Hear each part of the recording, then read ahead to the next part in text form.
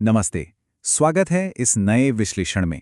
चलिए सीधे आज के इस बेहद दिलचस्प विषय में उतरते हैं। जरा सोचिए, एक बच्चा बड़ा हो रहा है और उसके दो पिता हैं और दोनों ही उसे जिंदगी और पैसों के बारे में बिल्कुल बिल्कुल ऑपोजिट सलाह दे रहे हैं। एक तरफ है अमीरी की मानसिकता और दूसरी तरफ गरीबी की। बड़ा ही अनोखा नजरिया है ना। इस कहानी की शुरुआत हम अमीर पिता यानी रिच डैड के एक बहुत ही गहरे विचार से करते हैं। वो कहते थे, गरीब होने और कंगाल होने में फर्क है। कंगाली अस्थायी है पर गरीबी स्थायी है। पैसे के टेक्निकल नियम तो हम आगे समझेंगे, पर यह एक ऐसी मजबूत नींव है जो बताती है कि असल समस्या बैंक अकाउंट में नहीं बल्कि हमारी सोच और मानसिकता में छिपी होती है। तो चलिए इन दो बिल्कुल अलग विचारधाराओं को आमने सामने रखकर देखते हैं, जिन्होंने उस 9 साल के बच्चे को खुद के लिए सोचने पर मजबूर कर दिया।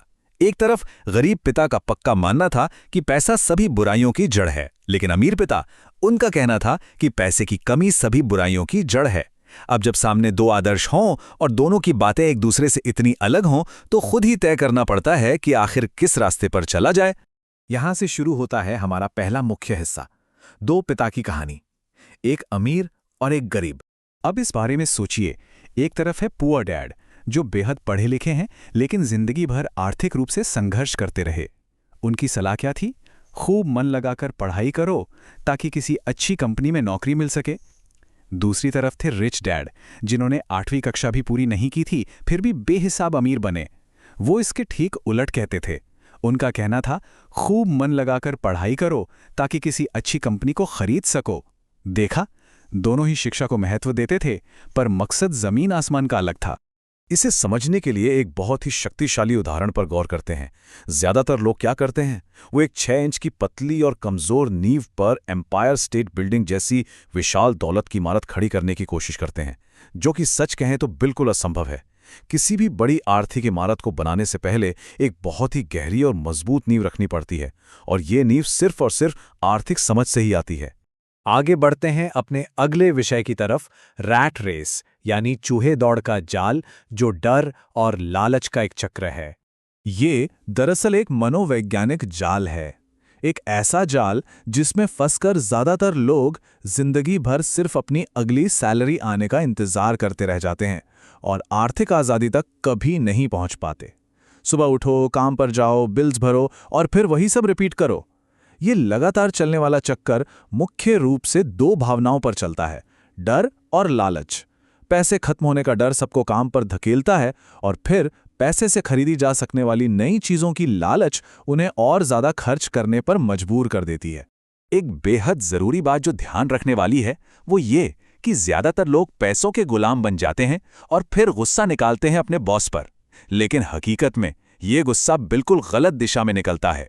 धक्का कोई बॉस नहीं दे रहा होता, बल्कि जिंदगी दे रही होती है। ये सारी परेशानी आर्थिक साक्षरता की कमी का ही नतीजा होती है। इस जाल को समझने के लिए उस गधे के बारे में सोचिए जो भारी गाड़ी खींचता है सिर्फ इसलिए क्योंकि उसके मुंह के ठीक आगे एक गाजर लटकाई हुई है। वो गधा एक भ्रम के पीछे भागता रहता है, ठीक वैसे ही जैसे लोग नए खिलौनों या महंगी चीजों के लालच में अपना पूरा समय और ऊर्जा अस्थायी पैसों पर लगा देते हैं। और यही हमें हमारे तीसरे विषय पर लाता है, भावनाएं बनाम तर्क यानी इमोशंस वर्सेस लॉजिक। होता क्या है कि पैसे के मामले में हमारा संघर्ष हमारे दिमाग की बजाय हमारी भावनाओं से संचालित होता है। फैसले अक्सर तार्किक सोच पर आधारित होते ही नहीं हैं। पैसे पर काबू पाने के लिए ठहर कर बिल्कुल लॉजिक के साथ सोचना बहुत ज़रूरी है। भावनात्मक सोच तुरंत रिएक्ट करती है और कहती है मुझे एक नौकरी चाहिए, जबकि तार्किक सोच थोड़ा रुकती है और सवाल करती है क्या उम्र भर मेहनत करते रहना ही इस परेशानी का सबसे अच्छा और स्थायी समाधान है। तो मुद्दे की बात यह है कि सिर्फ 1 महीने की सैलरी पर निर्भर रहना कभी भी गरीबी के दर का सच्चा समाधान नहीं हो सकता। एक नौकरी दरअसल एक लंबी और बड़ी समस्या का सिर्फ एक छोटा सा अस्थायी समाधान होती है। एक सच्चा आर्थिक मानसिक बदलाव लाना बहुत जरूरी है। इस विश्लेषण में बचपन का एक प्रेरणादायक किस्सा इस बात को और खास बनाता है। उन 9 साल के बच्चों ने एक छोटी सी दुकान पर सिर्फ 10 सेंट प्रति घंटा की दर से काम किया और आगे चलकर तो मुफ्त में भी काम किया। इस अनुभव ने उन्हें सिखाया कि सच्ची सीख पूरी लगन मांगती है, और सबसे बड़ी बात, इसने उन्हें तुरंत पैसे मिलने की आदत से ऊपर उठना सिखाया। अब आते हैं चौथे और सबसे दिलचस्प विषय पर, दौलत का नियम। बहुत ही सरल लेकिन सबसे जरूरी।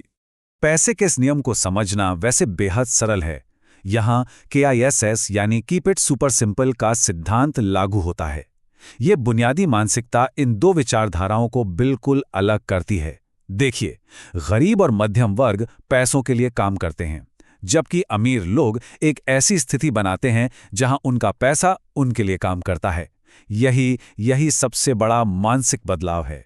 चलिए थोड़ी देर के लिए अकाउंटिंग की भारी भरकम और उलझाने वाली भाषा को भूल जाते हैं। एसेट यानी संपत्ति की इस सीधी और सरल परिभाषा पर ध्यान दीजिए। एसेट वो है जो हमारी जेब में पैसे डालता है। कोई कॉम्प्लिकेटेड शब्द नहीं, सिर्फ एक स्पष्ट नियम जो स्रोत सामग्री से सीधी लिया गया है। और ये अगला पॉइंट बेहद शानदार तरीके से दर्शाता है कि क्यों लोग आर्थिक रूप से हमेशा परेशान रहते हैं। लायबिलिटी यानी दायित्व की परिभाषा देखिए। ये वो चीज है जो हमारी जेब से पैसे निकालती है। असल में लोग अमीर इसलिए नहीं बन पाते क्योंकि वो ऐसी चीजें खरीद लेते हैं जो जेब से पैसे निकालती हैं और बड़ी भोली खालसी से उन्हें एसेट समझ बैठते हैं।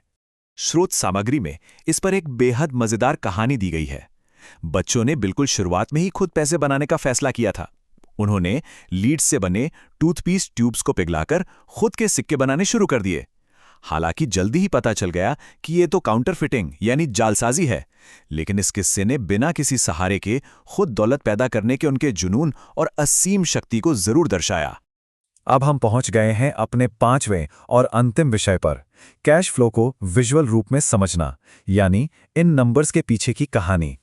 पैसे और दौलत का सारा खेल इस बात में छिपा है कि इन नंबर्स के पीछे की कहानी को कैसे पढ़ा जाए। आर्थिक साक्षरता की कमी ही सारे आर्थिक संघर्ष की जड़ होती है, चाहे वो ज्ञान शब्दों का हो या आंकड़ों का। ये समझना बहुत जरूरी है कि अकाउंटिंग सिर्फ नंबर्स लिखने के बारे में नहीं है, बल्कि नंबर्स आखिर क्या कहानी सुना रहे हैं, ये जानना है। चलिए देखते हैं कि ये कैसे आकार लेता है। एक सच्ची संपत्ति यानी एसेट का कैश फ्लो हमेशा नीचे एसेट वाले कॉलम से शुरू होकर सीधा ऊपर इनकम यानी आय की तरफ जाता है। यही दर्शाता है कि एक असली संपत्ति किस तरह लगातार हमारी आमदनी बढ़ाती रहती है। हमने अक्सर उन लॉटरी जीतने वालों या बड़े खिलाड़ियों की कहानियां सुनी है ना, जो पल भर में करोड़पति बन जाते हैं और फिर कुछ ही सालों में वापस कंगाल हो जाते हैं। ये सारी घटनाएं इस एक गहरी सोच की पुष्टि करती हैं। ये मायने नहीं रखता कि कितना पैसा कमाया जाता है, बल्कि ये मायने रखता है कि कितना पैसा बचाकर रखा जाता है।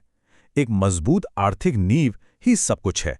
इस विश्लेषण को आज हम एक ऐसे विचार पर छोड़ते हैं जो सीधे दिलो दिमाग में उतर जाना चाहिए। एक बेहद जरूरी सवाल अपने आप से पूछिए, क्या पैसा हमारे लिए काम कर रहा है या हम पैसे के लिए काम कर रहे हैं? यही वो चुपता हुआ स्वमूल्यांकन है जिसे हमेशा जिंदा रखना चाहिए, ताकि आर्थिक आज़ादी के रास्ते पर एक नए दृष्टिकोण के साथ आगे बढ़ा जा सके। और हाँ, आगे और अधिक सीखने की यात्रा पर यही सवाल सच्चा मार्गदर्शन करेगा।